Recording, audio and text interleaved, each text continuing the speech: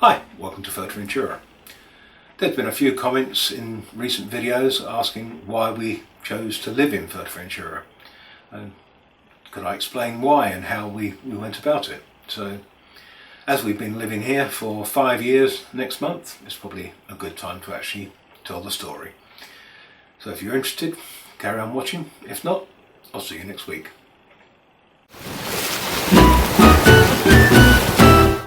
So today we're in my workshop because frankly the weather hasn't been very good lately. It's been windy and raining for the last couple of weeks and a bit chilly, so not exactly great for making videos outdoors, at least not videos where I'm going to be talking.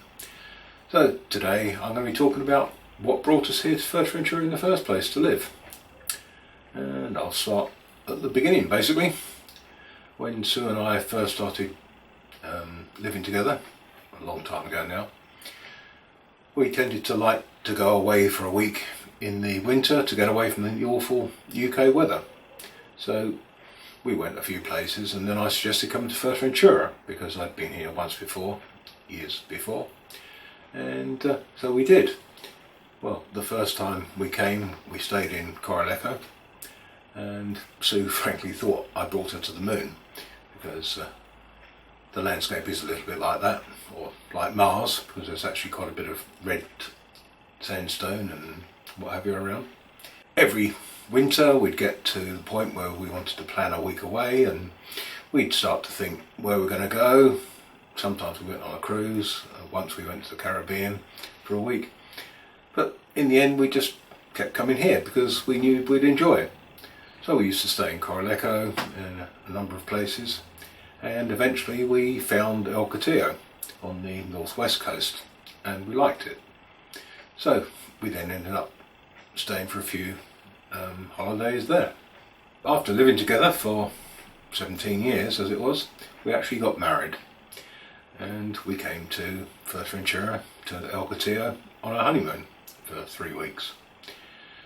And the weather was great while we were here in November and we spent a lot of time on the beach and what have you. But as it turned out, on the penultimate day, I think it was the day before the penultimate day, the weather wasn't so good, so we went for a walk around the village and we looked in a few estate agents' windows. And although we toyed with the idea of buying a place the year before, since then the exchange rate had moved, so we thought, well, we won't be able to afford it anymore. But when we looked in the window, we realised that actually house prices had come down as well, so it was still viable. So we went to see a few properties and then we happened to see an estate agent showing someone round the apartment we ended up buying, and we loved it. We loved the sea view, picture of it here somewhere, and so we bought it on a honeymoon. As Sue ran her own training company, she was able to just not take any training bookings over the winter for 2 or 3 months, and basically I ran my own company and I had 2 people working for me in the UK. I spent most of my time working from home anyway, so provided I had an internet connection I could work anywhere, so I carried on working while we were here over the winters. And for about 4 years we came out normally about 2 weeks before Christmas and stayed right through until sometime in February or even March once. And then we also came out for 2 or 3 weeks a couple of times a year for shorter holidays in the summer. And then in 2012 we came for 2.5 months over the winter and we went back to the UK towards the end of February. And actually the weather in the UK for February was amazing. It was almost warm enough to wear shorts for a couple of days. And I spent 3 or 4 days out in the garden, clearing it up and getting all the debris cleared up from winter, cutting the grass, etc. And then it started raining. And it rained and it rained for months. I didn't go back out in the garden until May.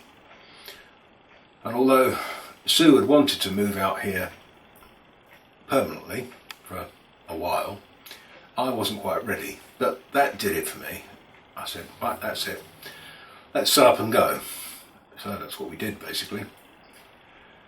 It took us a few months to get the house ready for selling and putting it on the market.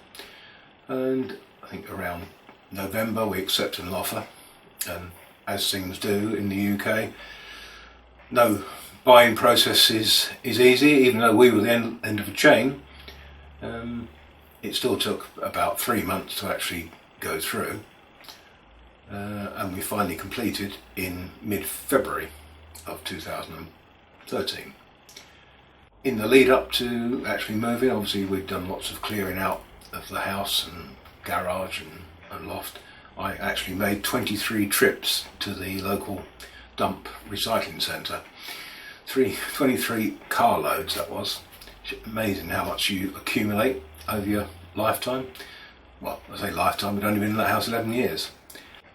So eventually we said goodbye to our house in Fuerteventura, which was actually quite a nice house. It was a 4-bedroom detached house with a double garage, double fronted, and it backed onto fields. It wasn't overlooked. It was quite nice for Fuerteventura, for Northamptonshire. We'd had to make the decision as to whether or not we were going to take furniture with us or just personal effects, and in the end we opted to actually take a lot of furniture. We got a quote for shipping, and it wasn't as much as I expected it to be. I think at the time it was like 2,700, and that was for half of a 40-foot container. That included them picking it up from our house in a removal lorry, packing it up into a container, shipping it out here to Fuerteventura, and then taking it wherever we wanted here. So I didn't think that was bad at all. The company we used for the transport, Woodside Cargo, it's based here in Fuerteventura, was really, really good. Very helpful. Everything went smoothly. Inevitably, we started to run out of time when it got near to moving out day, because everything we were taking had to be either wrapped if it was furniture or in boxes. Everything had to be numbered and itemised on a manifest.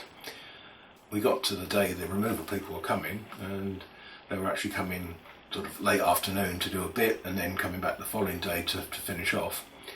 And I hadn't even started packing up the garage at that point, and there was a lot of stuff in there.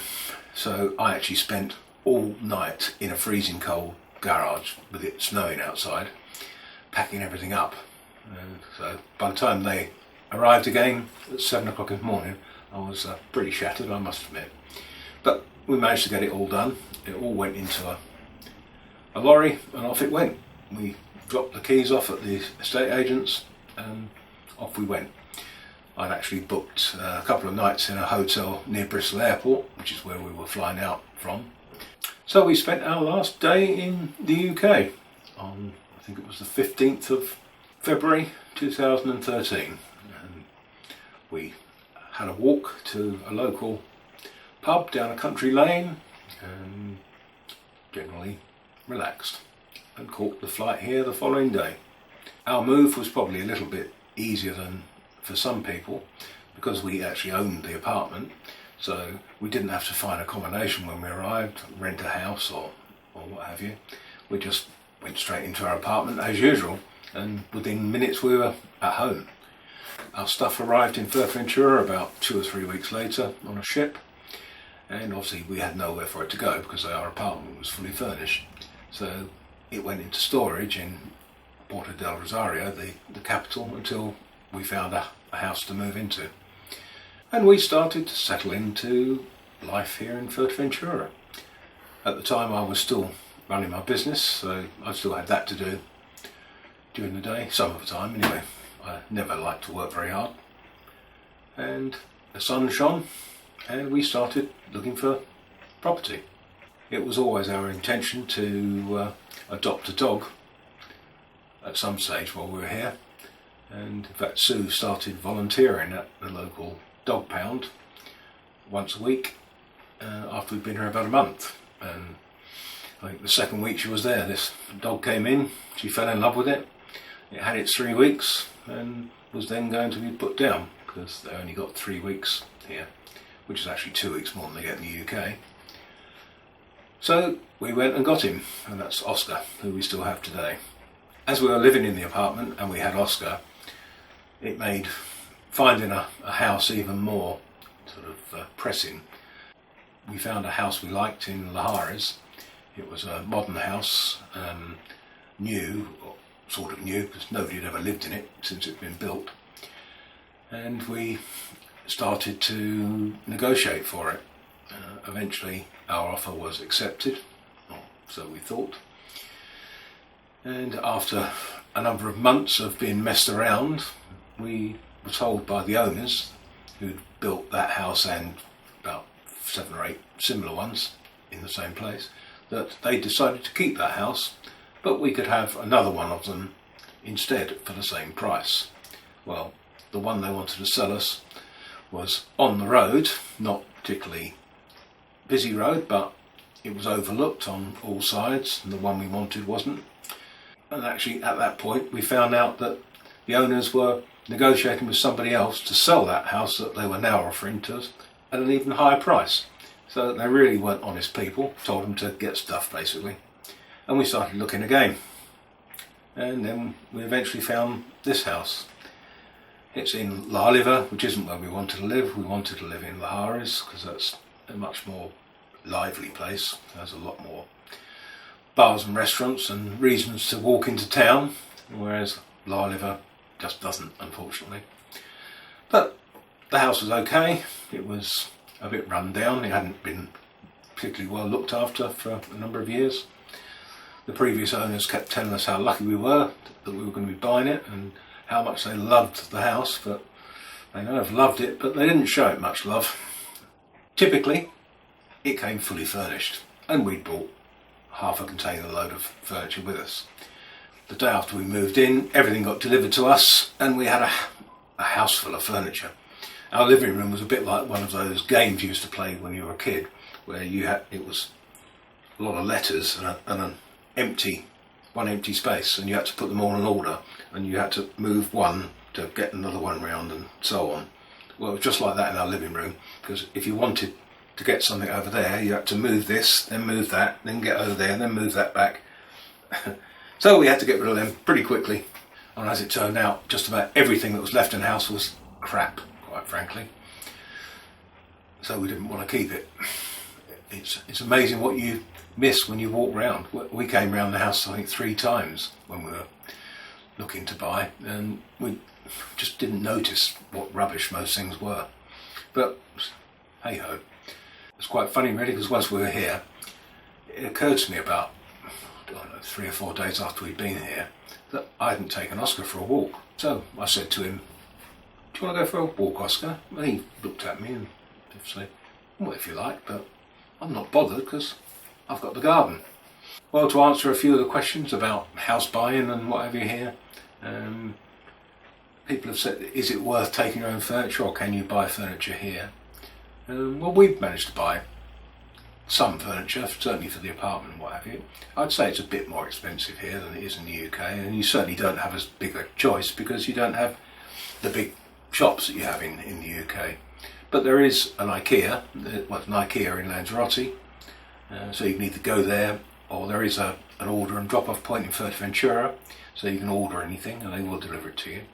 And there is a full IKEA store being built at the moment, which they say should open the end of this month, but we'll see, because this is Fuerteventura. But once that opens, then you have, everything that IKEA sells, as well as all the other places. So I'd say it's probably not worth your while bringing stuff with you, unless it's favourite pieces of furniture or pieces that have sentimental value or something.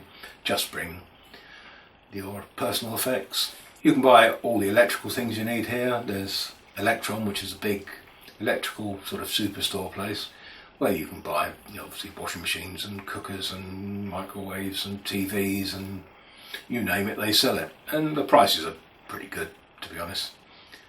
When it comes to house buying costs, it's certainly more expensive than it is in the UK. You have stamp duties and other taxes to pay, and in all it works out at roughly about 11% of the price of the property you're buying, which is obviously a lot. The process is probably a lot more straightforward here though, than buying a house. Eventually you just get to an agreement with the seller and you all meet at a notary publics, where you sit down and sign your life away in front of the notary, and that's it. Once you've both signed, the house is yours. Finished. Well, I think that's about it for today. Thanks if you've stuck to the end, and I'll see you next week. Bye.